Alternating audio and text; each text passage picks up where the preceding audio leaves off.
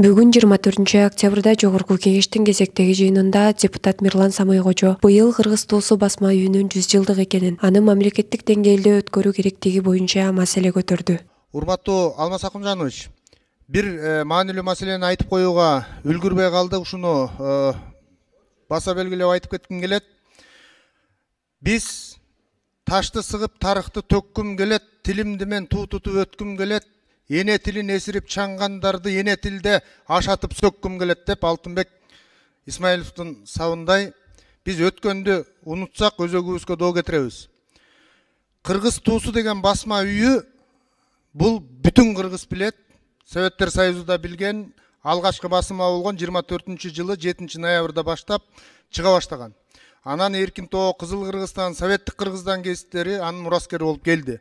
Кыскасы 7 ноябрь басмачылар күнү, тактап айтканда басма сөз күнү. Ушул кыргыз туусу басма үйүнүн 100 жылдыгы бир кылым болуп атат. Алмаз Акымжанович, ушуну жогорку деңгээлде өткөрүп коюу, мамлекеттик деңгээлде өткөрүп коюуга өкмөткө бир сунуш айтсаңыздар. Мынакей биздин Жогорку Кеңештин төрагасы Нурланбек Тургунбекович өз фондунан дагы каражат бөлүп берди. Өкмөт жогорку деңгээлде өткөрсө ушуну. Мынакей башкы редакторлары ошол учурда Осмонкул Алиев деген инсандар, катчылары Сыдык Карачев, Ишенал Арабаев эң алгачкы санына макаласы жарыяланган. Эркин Тоо деген аталышты ошол Ишенал Арабаев берген. Бул жерде Төрөкул Айтматовдун дагы, Чыңгыз Айтматовдун дагы, Алы Токонбаевдун дагы, Турдакын Усубалиевдин дагы макалалары чыккан кыргыздын бай тарыхын камтыган гезит. Ушуга бир кылым болуп турат, 100 жыл.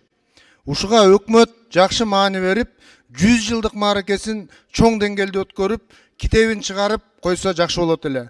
Өткөндөрүн эстеген бул өскөндүктүн, өткөндөрүн жектеген бул өчкөндүктүн белгиси деген сөз бар кыргызда.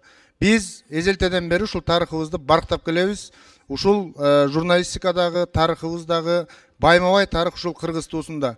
Мен ушуну бир көңүлүңүзгө алып, протоколдук тапшырма берип койсоңуздар, урматтуу төрага. Сөзсүз маанилүү маселе бул. Рахмат. Рахмат, аппарат, эске алыңыздар.